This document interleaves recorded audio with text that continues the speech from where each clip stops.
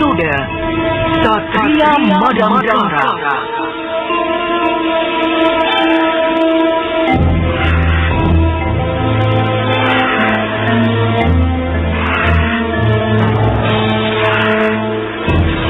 Suatu hari, di atas langit yang jernih, seorang yang begitu tampan dan gagah menaiki seekor burung Raja Wali raksasa. Dia adalah Sang Prabu Brahma Kumbara, Raja Agung Madangkara. Sementara itu, di kerajaan Majapahit, Sang Prabu Wikramawardhana dan beberapa bawahannya, yaitu Pati Gajah Lembana, Narapati Raden Gajah, dan lainnya, terlibat pembicaraan yang sangat penting. Jelas, Wirabumi mau melepaskan diri dari kekuasaan Majapahit. Rupanya ia ingin mewujudkan cita-cita Sang Apanji Wanihyun yang belum terlaksana sampai beliau wafat. Ampun Gusti Prabu. Kalau Kaisar Yungluo tidak mau memberikan pengakuan pada Wirabumi, tidak mungkin Pamotan berani melakukan tindakan gegabah itu. Hal yang sama pernah dilakukan oleh Kaisar Hongwu yang merestui kebebasan negeri Suwarnabumi dari kekuasaan Majapahit. Alasan lain adalah karena Wirabumi putra Ramanda Hayam Wuruk. Ia merasa paling berhak daripada aku yang hanya seorang menantu. Meskipun seharusnya ia memahami bahwa istriku Putri Permaisuri, sedangkan ia terlahir dari seorang selir. Bagaimanapun juga, dia telah merongrong kewibawaan Majapahit. Apalagi akan kalian laporkan? Kamu, Narapati Raden Gajah, mata-mata yang hamba kirimkan ke Pamotan melaporkan bahwa Wirabumi sedang mempersiapkan angkatan perangnya secara sungguh-sungguh, Gusti. Utusan Kaisar Yunglo juga terlihat di sana. Mungkin mereka yang membawa cap kerajaan dari perak berlapis emas sebagai tanda pengakuan dari Kaisar kepada Pamotan. Yang mengherankan, banyak tentara Yunglo yang ikut dalam latihan perang itu.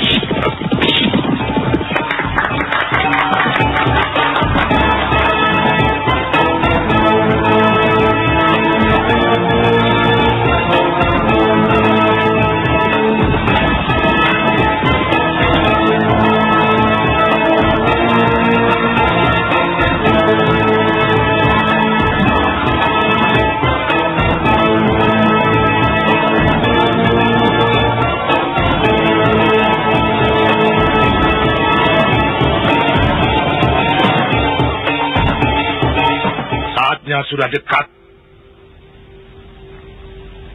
Wirabumi menguasai Majapahit. Seluruh negeri tetangga akan kuberitahu. Kungsi. Apa yang dilaporkan oleh Narapati Raden Gajah itu benar, bahwa Wirabumi mendapat dukungan dari Kaisar Yunglo. Sementara itu, di desa lain, tampak seorang pandai besi yang sudah tua bersama dengan para pembantunya sedang mengamati sebentuk tombak yang masih membara.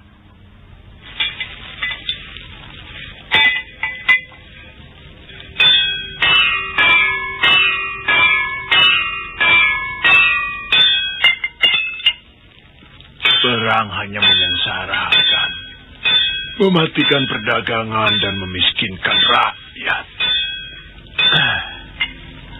Baik yang menang maupun yang kalah. Kalau Romo ndak bikin senjata, orang kan males perang, Mo. Mau perang pakai apa, wong senjatanya ndak ada kok. Gagal.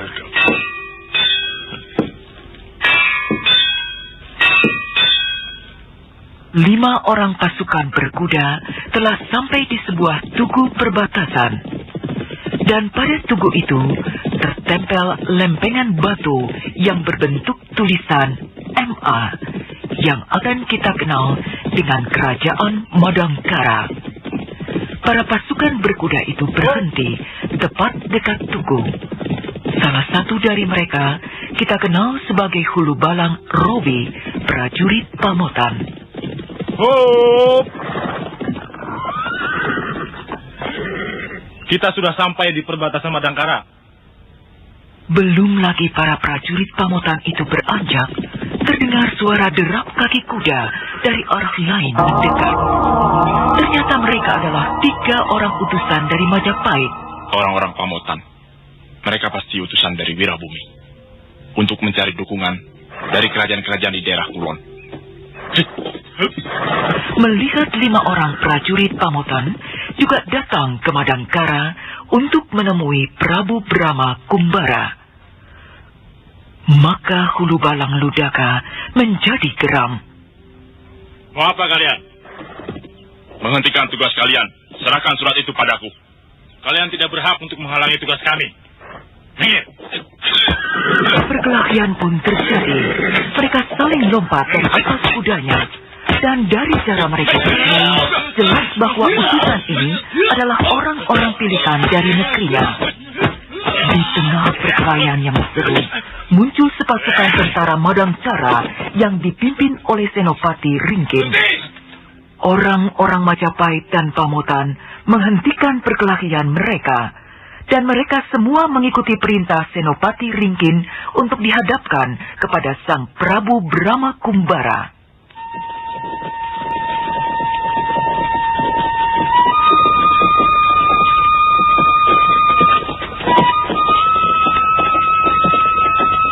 Mestinya kamu tidak boleh selalu memaksakan kehendak, Mantili. Sekarang kamu adalah seorang istri, bukan lagi Dewi Mantili seorang setan yang selalu bertindak seenaknya. Ada orang lain jadi pimpinanmu, suamimu.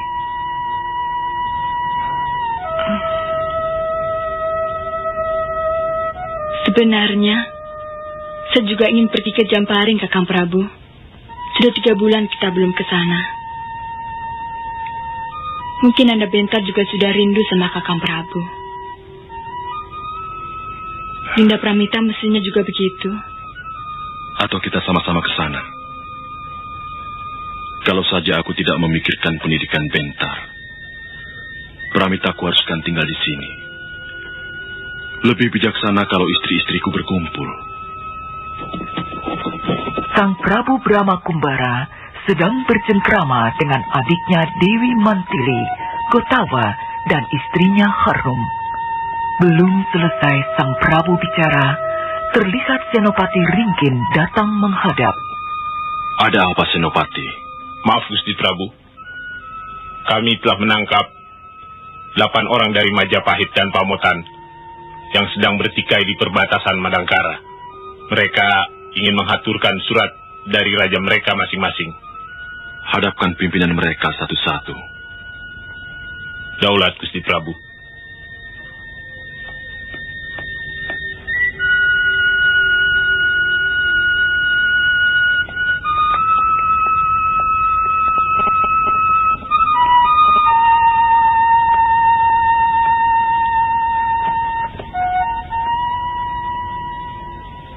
Senopati Ringkin keluar memanggil satu persatu utusan-utusan itu untuk menghadap kepada Sang Prabu Brahma Kumbara. Ada pesan dari rajamu. Daulat, Gusti. Hamba diutus untuk menyampaikan ini. Kamu boleh pulang. Saya akan mengutus orang untuk menyampaikan suratku pada rajamu Briwirabumi. Terima kasih, Gusti. Hamba mohon pamit. Brahma mengangguk arif, dan Panglima Rowi meninggalkan tempat. Kakang Brahma, kalau boleh tahu, apa isi surat itu? Sulit menentukan pilihan. Briwirabumi minta dukungan kita untuk melepaskan diri dari kekuasaan Majapahit. Memberontak? Akhirnya akan ke sana. Sebab tidak mungkin Majapahit akan membiarkan negeri bawahannya berdiri sendiri. Kalau sampai terjadi, ini merupakan malapetaka bagi kerajaan besar itu. Mungkin Briwirabumi merasa lebih berhak menguasai tahta. daripada Prabu Wikramawardhana. Saya kurang mengerti. Tapi seorang Raja Agung seperti Prabu Dia Hayam Wuruk tidak mungkin bertindak tanpa pikiran yang matang. Setelah Sang Prabu Brahma Kumbara memberikan penjelasan kepada adiknya Dewi Mantili, utusan dari Majapahit pun datang menghadap menghaturkan surat. Hamba Hulubalang Ludaka mengaturkan surat dari Baginda Prabu Wikramawardhana yang agung. Selain ke Madangkara, kemana lagi kamu akan pergi? Menghubungi semua kerajaan sahabat Majapahit. Hamba akan ke Pajajaran, Sumedang Larang, Tanjung Singguru, dan Ajong Kidul. Ke negeri-negeri itu, utusan Pamotan pun akan datang. Kamu boleh meneruskan perjalanan. Aku akan mengirim utusan khusus ke Majapahit.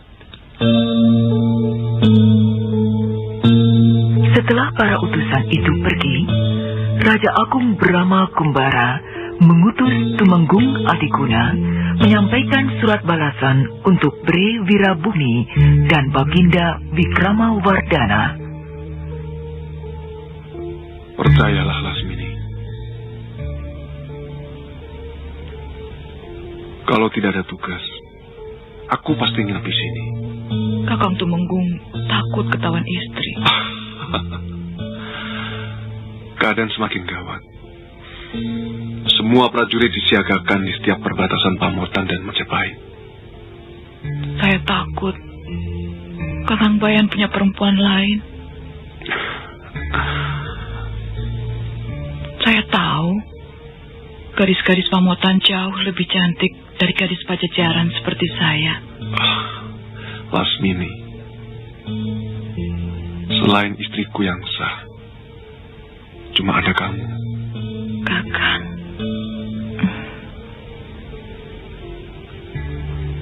Besok Kakang kemari lagi. Menginap? Pasti. Tumenggung Bayan pergi meninggalkan kekasihnya untuk menjalankan tugas. Dan Lasmini pun tersenyum bangga. Malam pun berganti siang. Dan di saat itu, 10 orang berkuda dengan kecepatan tinggi yang dipimpin oleh Tumenggung Adiguna menuju Pamotan. Gusti Tumenggung, Gusti Tumenggung, ada 10 orang naik kuda sedang menuju kemari. Orang mana? Kurang jelas, Den. Tapi yang pasti, mereka bukan orang Majapahit. Rombongan Tumenggung Adiguna memasuki daerah perbatasan dengan tubuh yang berkeringat dan berdebu. Kami utusan dari Madangkara mau ke Pamotan, membawa surat dari Baginda Prabu Brahma Kumbara untuk rajamu Bre Wirabumi. Turun! Siapapun yang masuk wilayah Kedaton Timur harus digeledah. Kamu pemimpinnya? Mana surat itu? Surat ini untuk rajamu. Kamu tidak berhak untuk memeriksa. Jangan macam-macam. Aku Tumenggung Bayan. Surat itu nanti aku yang akan mengantar. Sebab sementara kalian diperiksa dulu. Siapa tahu kalian mata-mata Majapahit atau sekutu Majapahit. Tumenggung Adiguna pantang dihina. Rajaku menyuruh aku menyerahkan surat ini dengan tanganku sendiri. Paksa. Perkelahian yang tidak seimbang itu pun terjadi dengan seru. Sampai akhirnya Tumenggung Bayan dan Tumenggung Adiguna saling berhadapan. Tumenggung Bayan mulai mengeluarkan ajian cadas mengampar, ajian yang sangat fatal bila sampai mengenai sasarannya. Tumenggung Adiguna pun mulai berhati-hati. Orang-orang Madangkara dibabat habis, tinggal 2 orang yang masih bertahan.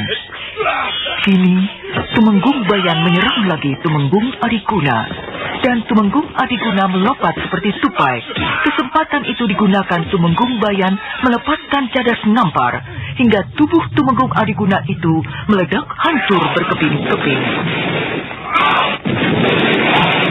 Melihat itu, anak buah Tumenggung Adiguna yang sudah terluka parah segera menyambar tas kulit yang berisi surat, dan dengan gesit melompat ke atas kudanya yang kemudian dipacu dengan cepat.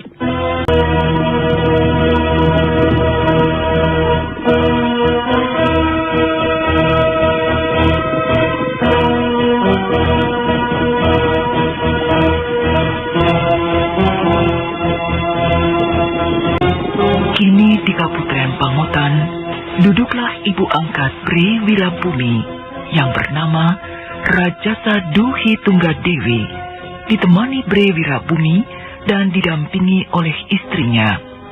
Tekadmu sudah bulat, Nak. Kenapa ibu tanya lagi? Karena tekad itu akan menentukan sebuah perang saudara yang pasti akan menghancurkan Prana Raya Sanggrama Wijaya. Dendam akan selalu mengalir pada detak-detak jantung para keturunan yang gugur. Terpaksa hamba lakukan, Kanjeng Ibu. Sebab ini masalah hak. Hak yang diberikan secara keliru oleh ayahanda Gusti Prabu Hayam Wuruk pada Wikramawardhana. Ini masalah hawa nafsu. Kamu terpengaruh cita-cita kakekmu, Sriwijaya Rajasa, Sang Apanji Waning Hiyun, yang ingin melepaskan diri dari bayangan kekuasaan menantunya sendiri, ayahmu. Itu sebabnya Sang Apanji mengangkat kamu menjadi anakku untuk meneruskan keinginannya melepaskan diri dari Mojopahit. Kemarin aku mimpi buruk sekali. Tentang apa? Singgasana Pamotan berlumur darah. Ibu, mimpi itu bukan untuk saya.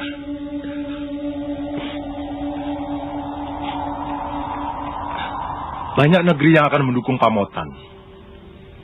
Bre Tumapel pun berdiri di belakang saya. Seperti ibu ketahui, Kaisar Yunglu dari negeri Cina telah memberikan stempel emas kepada saya. Mereka semua akan berdiri di belakang Pamotan.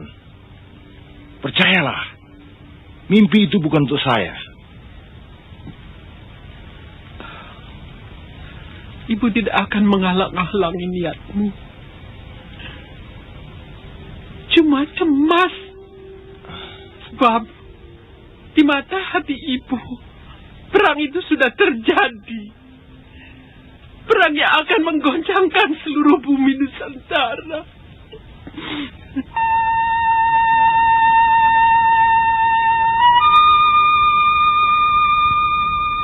Brahma Kumbara, Mantili dan Gotawa sedang duduk berangin-angin di padepokan Jamparing. Tiba-tiba dikejutkan oleh kedatangan anak buah Tumenggung Adiguna yang terluka parah.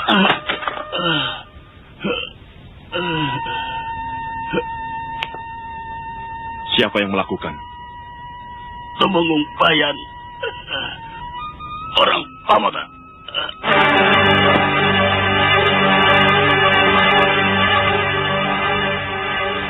Ini tidak bisa dibiarkan.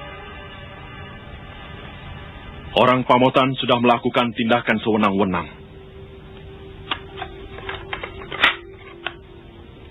Gotawa dan kau Mantili, kalian kuberi tugas untuk menggantikan Tumenggung Adiguna. Berikan surat ini pada Prabu Wikramawardhana dan Bre Wirabumi. Baik, Kanda Prabu. Ini tugas resmi Madangkara. Kita akan lebih leluasa dengan pakaian seperti ini. Tapi jangan menyesal kalau tidak ada seorang pun yang akan menghormati kita. Orang-orang itu sebenarnya cuma hormat pada pakaian kita, bukan kita. Mereka takut pada pangkat kita, bukan pada Mantili atau Gutawa. Masih jauh Majapahit dari sini? Sebelum malam mudah-mudahan kita sudah sampai ke Desa Lung. Besoknya kita ke Trowulan dulu, menghadap Raja Majapahit. Baru ke Pamotan. Tanpa sepengetahuan Mantili dan Gutawa, Brama dan Harnum juga menanggalkan mahkotanya, berganti dengan pakaian pendekar. Ini mengingatkan masa-masa pengembaraan kita beberapa tahun yang lalu, Kakang Prabu. Terpaksa harus kita lakukan. Aku tidak mau melibatkan Madangkara dalam pertikaian antara Majapahit dengan pihak Pamotan. Kalau Kakang pribadi, sebenarnya lebih memihak pada siapa? Aku terlahir untuk selalu membela kebenaran. Tapi untuk mencari yang benar dalam masalah ini, sulit sekali. Masing-masing merasa dirinya benar. Sedang kebenaran harus cuma satu. Itu kenapa Madangkara tidak memihak. Bukannya kita tidak mempunyai pendirian. Dalam sebuah pertikaian, lebih baik kita menjadi juru damai. Itu perbuatan yang paling mulia, aku kira. Brama Kumbara alias Satria Madangkara keluar halaman bersiul memanggil burung Raja Wali. Raja Wali pun turun, maka Brama dan Harnum segera naik ke atas punggung Raja Wali dan terbang.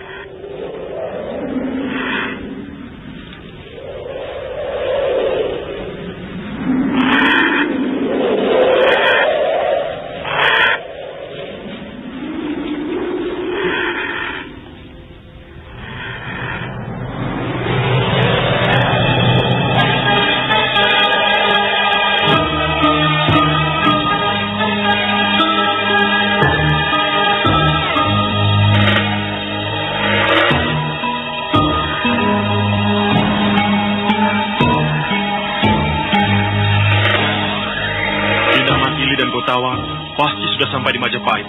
Mudah-mudahan mereka tidak mendapat kesulitan. Iya.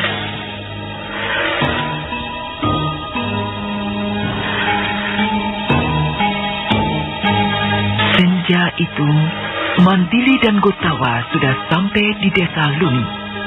Mereka berdua kini berbincang dengan seorang penduduk bernama Wanoh yang telah dikenalnya beberapa tahun lalu. Keadaan makin gawat, Den. Kemungkinan perang saudara tidak bisa diadakan lagi. Dulu waktu Raden menginap di sini, desa ini tidak pernah ada prajurit. Sekarang, ada kira-kira 100 orang prajurit Pamotan ditempatkan di sini. Lalu, bagaimana pendapat Bapak? Siapa sebenarnya yang salah?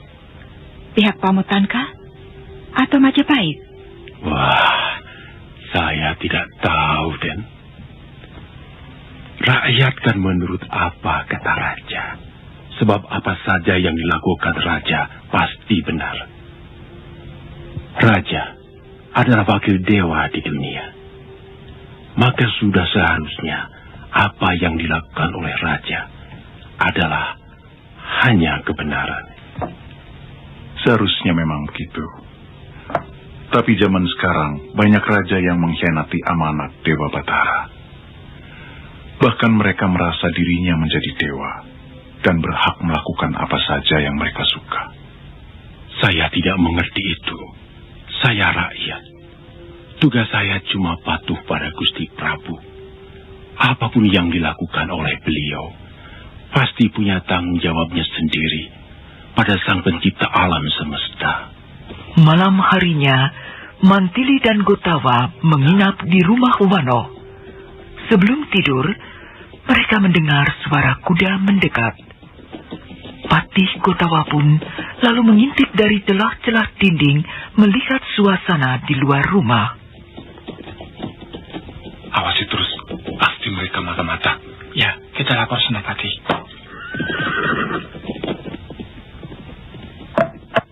Mereka mencurigai kita. Kita lawan kalau mereka mata-mata. Tapi jangan sampai tindakan kita justru mempersulit tugas negara. Sekedar memberi pelajaran kan boleh. Tidak sampai membunuh. Punggawa-punggawa itu selalu berlebihan dalam menjalankan tugas mereka. Pagi harinya, dengan menunggang kuda, Mantili dan Gotawa melanjutkan perjalanan mereka. Sesampainya di batas desa, salah seorang hulu balang menghentikan mereka. Berhenti! Kalian mau kemana? Majapahit. Turun!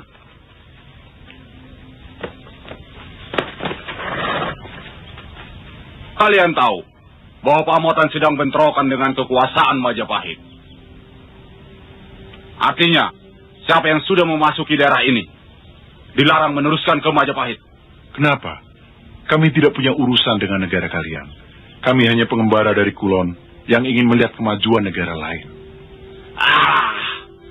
Kalian jangan mengira saya bodoh. Kalian pasti salah satu utusan dari negeri-negeri di Kulon. Kuda kalian terlalu mahal untuk seorang pengembara.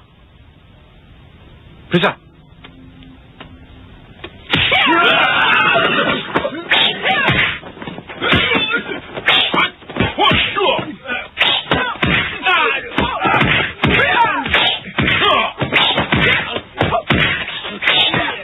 Perkelahian terpaksa terjadi. Gotawa meladeni hulu balang, sedang Mantili menghadapi 5 orang punggawa. Sementara itu, orang-orang di atas menara hendak melepaskan anak panah. Tetapi dengan cepat, Mantili terbang dan mendarat di atas menara. 2 orang telah jatuh terpelanting terkena tendangan Mantili. Gotawa tidak kalah gesit. Ia meladeni hulu balang yang cukup lumayan ilmunya. Dengan singkat, perkelahian itu bisa diselesaikan. Dan mereka berdua melanjutkan perjalanan kembali. Sesampainya di hadapan Prabu Wikramawardhana, Gotawa segera menyampaikan maksud kedatangannya.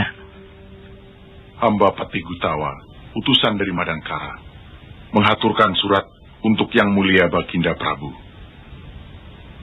Maaf, kami datang dalam pakaian penyamaran. Aku mengerti sikap rajamu. Memang persoalan Pamotan adalah masalah keluarga. Sangat bijaksana kalau Prabu Brahma Kumbara memilih kerajaan Majapahit. Bukan memihak aku atau siapa. Raja bisa berganti, tapi Majapahit tetap Majapahit. Kami mohon pamit, Baginda Prabu. Tentunya kalian juga akan ke Pamotan. Mudah-mudahan selamat. Dan titipkan salamku untuk Prabu Brahma Kumbara. Semoga Madangkara tetap aman, makmur, dan sejahtera. Patih, Gotawa, dan Mantili menyembah lalu meninggalkan tempat itu. Aku yakin Wirabumi gagal dalam mencari dukungan dari negeri-negeri di Kulon. Tinggal Beretu Mapel yang masih ragu. Bagaimanapun, kita harus lebih cepat bertindak. Sementara itu, Wirabumi kelihatan merenung di samping ibundanya. Panglima Lodaya dan beberapa penasihat menunggu apa yang mau dilakukan Wirabumi. Atas perintahmu, para prajurit sudah siap siaga di mana-mana. Tapi akhir-akhir ini justru kau sering termenung, Putra Prabu. Ibu takut kau mulai ragu? Tidak, Kanjeng Ibu. Menentukan waktu ternyata tidak gampang. Asal kamu ingat bahwa keraguan selalu akan menghancurkan. Terima kasih, Kanjeng Ibu. Ampun, Gusti Prabu. Kalau kita harus menunggu kembalinya para utusan dari negeri-negeri manca, hamba khawatir Majapahit akan mendahului menyerang kita. Dan kalau ini sampai terjadi, terus terang hamba ragu Apakah kekuatan Pamotan mampu menahan serangan mereka? Pendapatmu benar, Lodaya. Itulah sebabnya dukungan dari negeri-negeri sahabat sangat penting.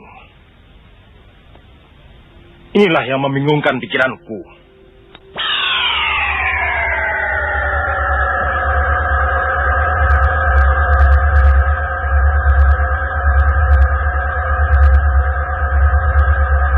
Kamu tidak mendengar petunjuk suara apapun, Lodaya? Tidak, Gusti Prabu.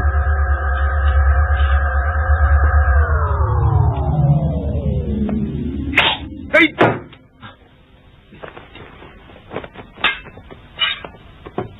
Periksa di luar!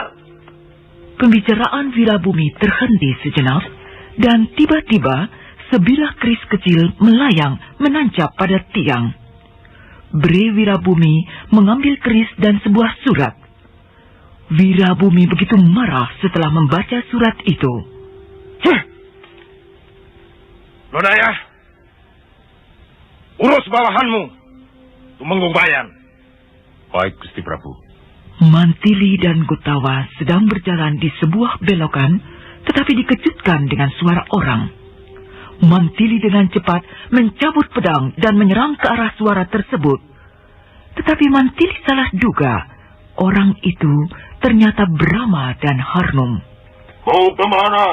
Hei, kalian orang-orang Madangkara!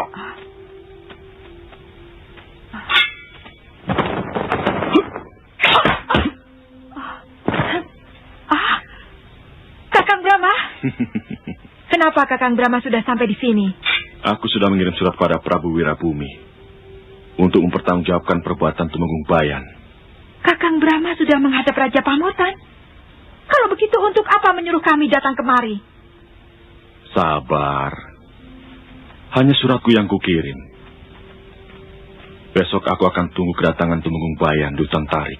Sementara itu, di padepokan Bukit Kalam, Lasmini dan Tumenggung Bayan sedang bermesraan. Kalau Pamotan berhasil menghancurkan Majapahit, pangkatku pasti dinaikkan. Dan kau akan kubuatkan puri yang indah di sini. Di ibu kota, Kakang Tumenggung. Kakang pikir saya betah tinggal di tempat sepi seperti ini? Saya minta Kakang mendirikan padepokan silat ini hanya untuk membunuh waktu, karena Kakang jarang mengunjungi saya. Itu kan karena tugas negara. Percayalah, Lasmini. Aku akan buktikan cintaku padamu sesudah perang selesai. Dan semua anak buah padepokan Bukit Kalam akan bantu Kakang Tumenggung.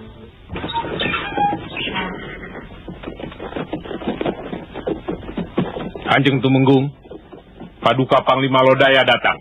Buru-buru, Tumenggung Bayan bangkit dan berlari mendatangi Panglima Lodaya. Ampun, Tuan Panglima. Apa ada tugas untuk saya? Kamu sudah melakukan kesalahan besar. Maaf. Hamba tidak mengerti maksud Tuan Panglima. Kamu sudah membunuh utusan dari Madangkara. Ini bisa menyebabkan ketersinggungan rajanya. Dan usaha untuk mencari dukungan dari negara lain akan gagal. Kamu harus bertanggung jawab. Sekarang kamu ditantang oleh utusan pribadi Raja Madangkara untuk adu kesaktian. Ini tuntutan Prabu Brahma Kumbara atas perbuatanmu. Hamba sanggup, Tuan Panglima. Harus. Kamu adalah Tumenggung Pamotan. Panglima Lodaya meninggalkan Tumenggung Bayan yang masih termangu. Sementara itu, di Pamotan, Bre Wirabumi sedang membaca surat dari Brahma yang dibawa oleh Mantili dan Gotawa. Tidak punya pendirian. Katakan pada rajamu, aku butuh ketegasan. Menjadi sekutu Pamotan atau menjadi musuh? Aku tidak suka jawaban ngambang seperti ini. Katakan sabdaku pada rajamu. Baik, Baginda. Sekarang juga kami mohon pamit. Aku yakin Sumedang Larang, Tanjung Sengguruh, dan Pajajaran akan mendukung Pamotan. Tumenggung Bayan memacu kudanya menuju ke hutan tarik. Dari jauh, Brahma dan Harmung sudah menunggu kedatangan Tumenggung Bayan. Dengan congkak, Tumenggung itu menghampiri Brahma. Kamu orang Madangkara yang menantangku? Iya. Kamu harus menebus atas kematian Tumenggung Adiguna. Sebenarnya tanggung. Aku harus melayani cuma seorang semacam kamu. Bagaimana kalau kita mulai?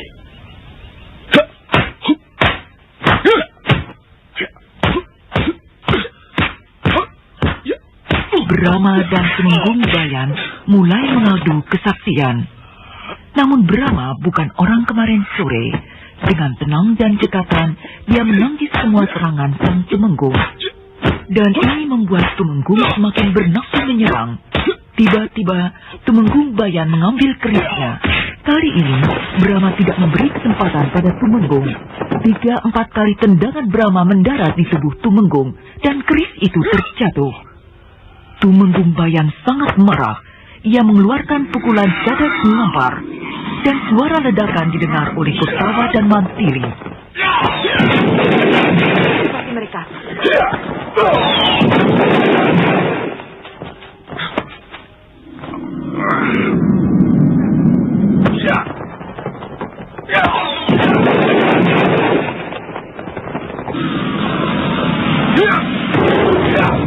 Lawan Kakang Brahma cukup tangguh.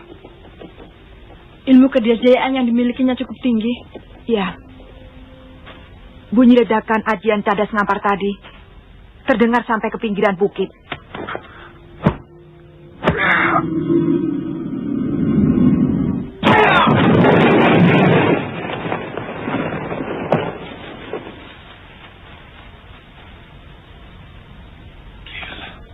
Tumenggung Bayan ngos-ngosan karena menggunakan ajian cadas ngampar. Beberapa pohon tertumbang, namun Brahma masih tersenyum tenang. Tumenggung Bayan heran, tetapi tidak berkata. Kali ini, Tumenggung Bayan menggunakan cakar geni yang bisa membuat hangus.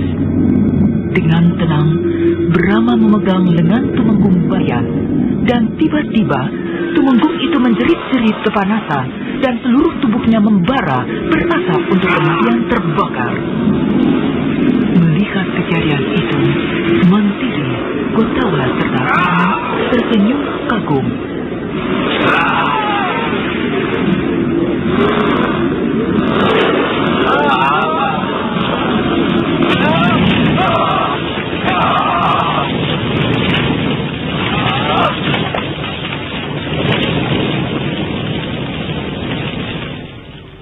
Lasmini yang mendengar kejadian itu menjadi marah dan bersumpah membalas kematian tunangannya itu. Aku bersumpah membalas kematian ini. Satria Madangkara harus kubunuh. Satria Madangkara.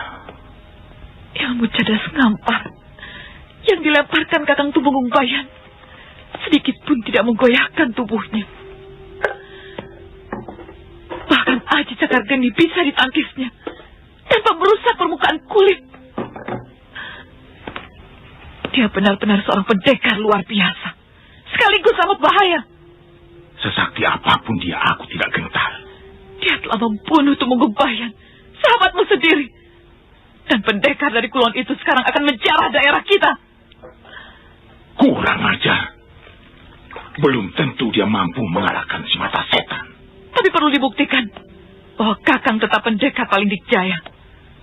Bahwa si mata setan adalah pendekar yang tak terkalahkan oleh siapapun, termasuk pendekar muda dari Madangkara itu. Anda yang menantangku. Maaf, aku terpaksa membunuh suamimu. Tunanganku. Ya, maaf. Karena dia telah membunuh utusan Madangkara. Dan sekarang kamu pun harus mati.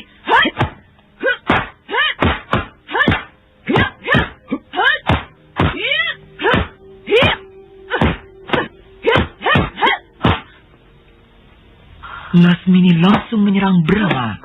Bagi Brahma, kepandaian silat Lasmini belum seberapa. Dan diam-diam, Lasmini mengagumi Brahma.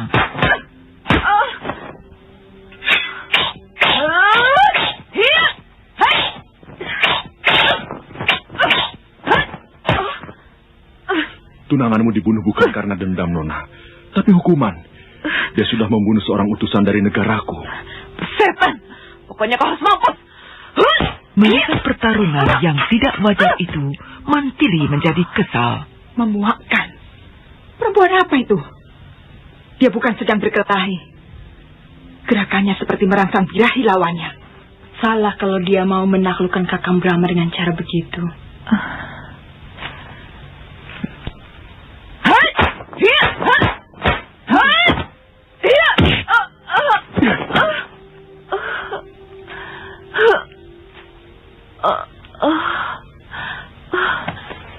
Kau tidak apa-apa?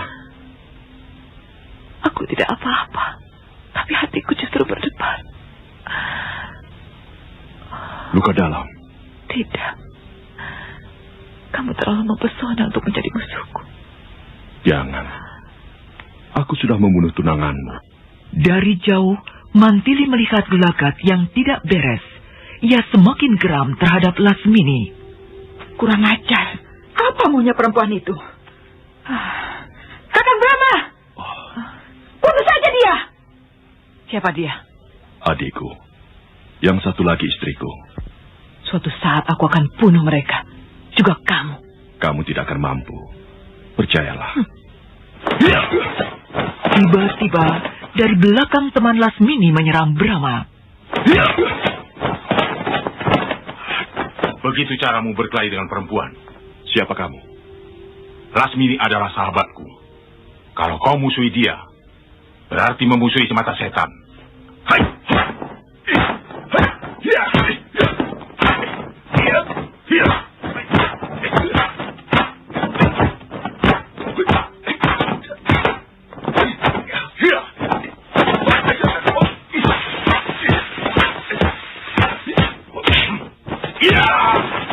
Biar aku yang menghajar perempuan pinal itu.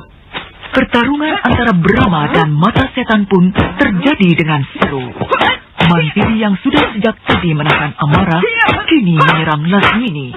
Dan perkelahian pun semakin hebat. Lasmini nyaris dibunuh oleh Mantili, namun ia segera melarikan diri. Dan Mantili kembali melihat pertarungan antara Brahma dengan mata setan.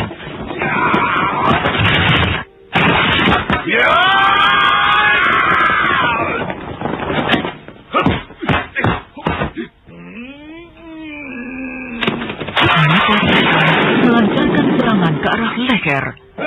Kini Brahma mulai menggunakan ajian serat jiwa tingkat rendah. Mata setan bergetar dan tak henti-hentinya berteriak minta dikasihani.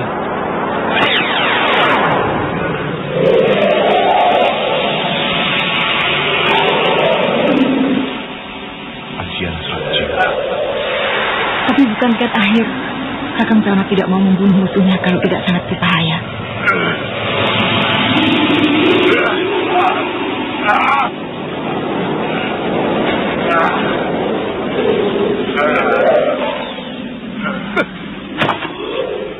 Pulang. Kali ini kamu masih aku ampuni. Mata setan berusaha bangkit walau matanya masih menyimpan dendam. Kini Brahma, Mantili, Kotawa serta Harnum kembali melanjutkan perjalanan mereka. Majapahit benar-benar berkaca. Iya. Angkatan lautnya juga besar. Suatu saat kalian akan wajah ketuban.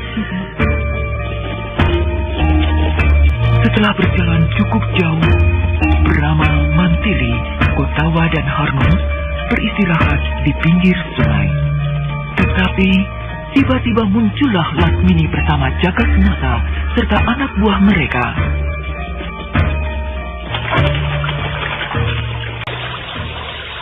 Siapa lagi yang kau bawa, Lasmini? Aku akan menuntut balas kematian muridku Tumenggung Bayan.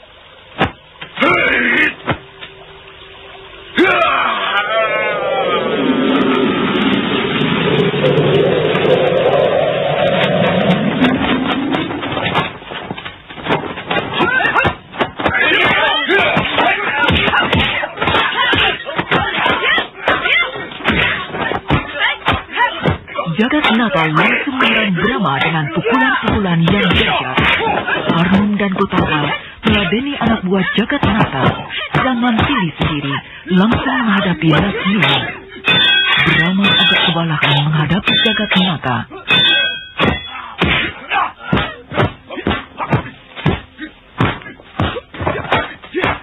Mantili yang sejak tadi hanya menggunakan pedang perak yang membuat Lasmini silam, kini tidak membuang kesempatan. Dicabutnya lagi pedang setannya, maka keluarlah asap racun dari pedang setan itu, hingga semua murid Lasmini terbatuk-batuk. Lasmini berlari di balik pohon, mengeluarkan ajian sirup Megananda yang membuat Mantili, Harnum, dan Gotawa pingsan terkena sirup tersebut.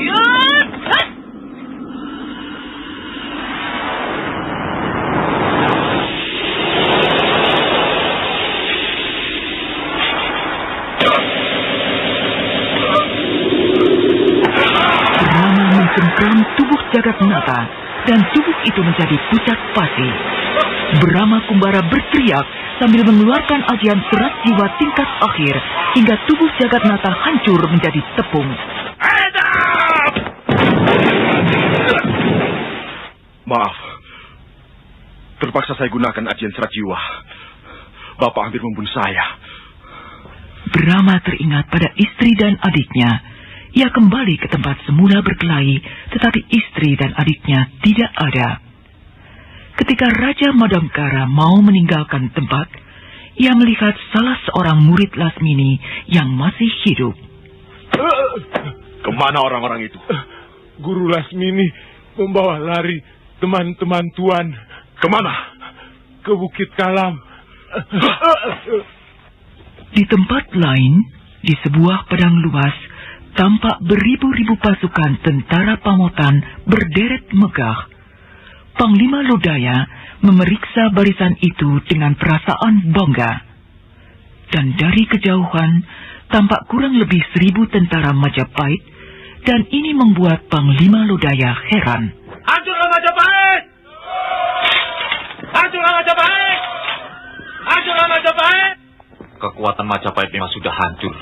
Angkatan perangnya sudah rapuh, sepeninggal Gajah Mada. Jangan gegabah, saya takut ini siasat Gajah Lembana. Tidak mungkin, Gusti. Seharusnya mereka melakukan gertakan dengan mengerahkan sehebat mungkin kekuatan tentara mereka. Narapati Raden Gajah bersembunyi di balik batu, dan di belakang mereka beberapa prajurit yang siap melakukan perintah.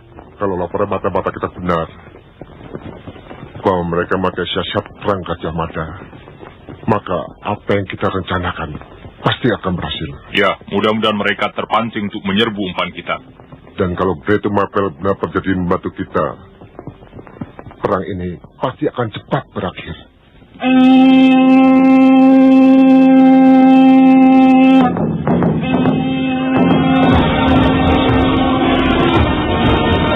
Dari kejauhan, pasukan Pamotan mulai bergerak. Demikian juga pasukan kecil Majapahit. Pasukan Pamotan makin mendesak dan mendekati pasukan kecil Majapahit. Tetapi, tiba-tiba pasukan Majapahit itu berubah formasi, hingga pasukan Pamotan menjadi tertahan.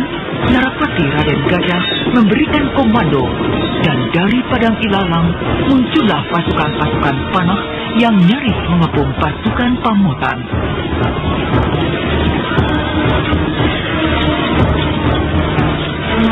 Sementara itu, Brahma masih terus mencari adik dan istrinya. Sesampainya di sebuah rumah, Brahma langsung mendobrak pintu. Di mana persembunyian Lasmini? Cepat, katakan. Dia membawa lari adikku dan istriku. Saya tidak tahu. Mungkin di padepokan Bukit Kalam. Di mana itu?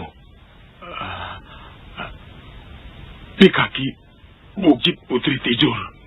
Tanpa disadari oleh Brahma, salah seorang murid Tumenggung Bayan mengintip Brahma dan melaporkan pada Lasmini.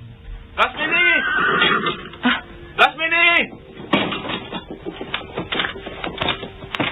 Lasmini! Orang Madangkara itu terus mencari kamu.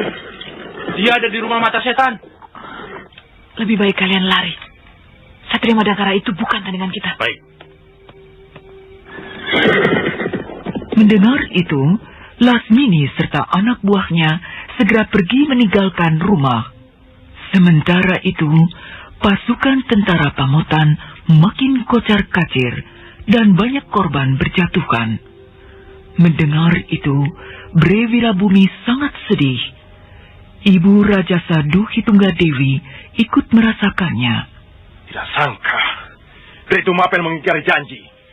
Pasukannya justru membantu Majapahit. Kau melupakan bahwa Bre Tumapel adalah menantu Wikramawardhana. Tapi dia juga keponakan saya. Dia seorang raja yang seharusnya menepati setiap janji. Tidak usah kecewa. Kau telah melakukan apa yang kau yakini yang paling baik, anakku. Selebihnya adalah menang para dewa.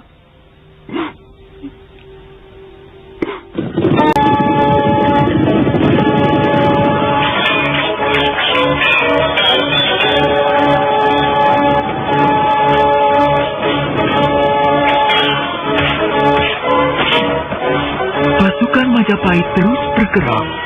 Pengungsian penduduk pun terjadi. Sementara itu, Mantili, Gotawa, dan Horni yang telah disekap oleh Lasmini berhasil membuka tali yang membelit tubuhnya. Mereka bertiga segera meninggalkan rumah Lasmini untuk kemudian mencari Brahma. Kenapa tiba-tiba kita berada di sini? Kita terkena sirap bersama dengan asap pedang setanmu. Ilmu sirap yang cukup tinggi. Saya yakin perempuan itu bukan orang sembarangan. Jebakan apa lagi ini? Tidak ada seorang pun yang menjaga kita. Kita harus mencari Kakang Brahma. Mudah-mudahan Sang Prabu bisa mengalahkan musuhnya. Kita ke Majapahit. Saya yakin Sang Prabu ke sana. Karena di Pamotan selalu dicurigai. Ayo.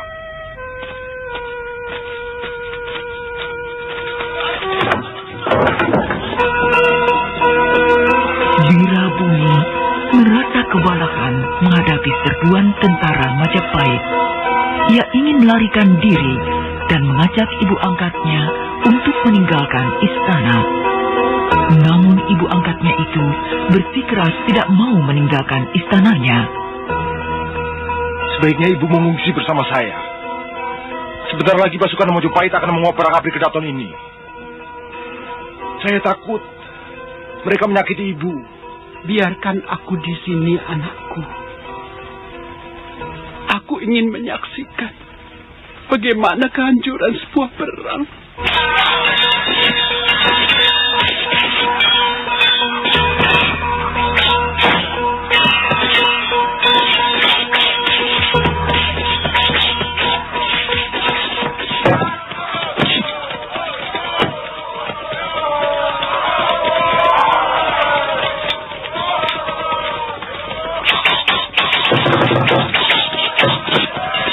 Tentara Majapahit terus maju.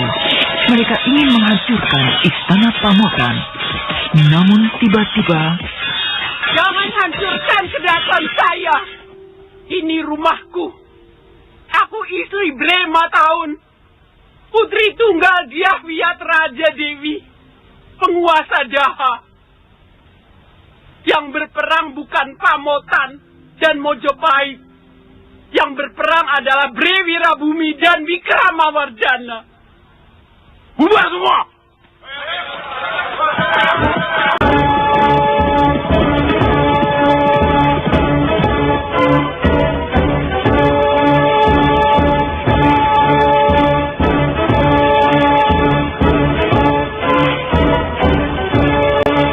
Sementara itu, Bre Wirabumi dengan tentara pengawalnya naik sebuah perahu meninggalkan istananya.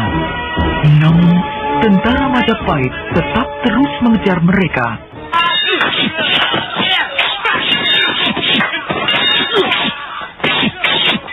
Perkelahian terjadi. Bre Wirabumi mengeluarkan kerisnya, tetapi Narapati Raden Gajah lebih menguasai ilmu bertempur daripada Raja Pamotan itu.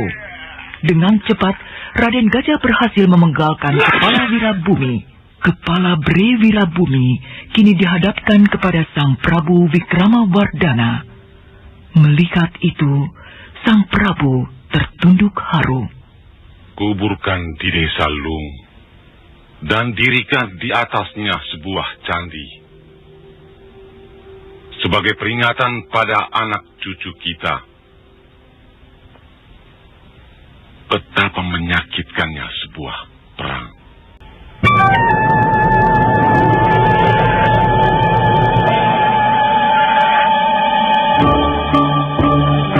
Dari kejauhan, terlihat Brahma Kumbara telah naik di atas punggung burung Rajawali kesayangannya.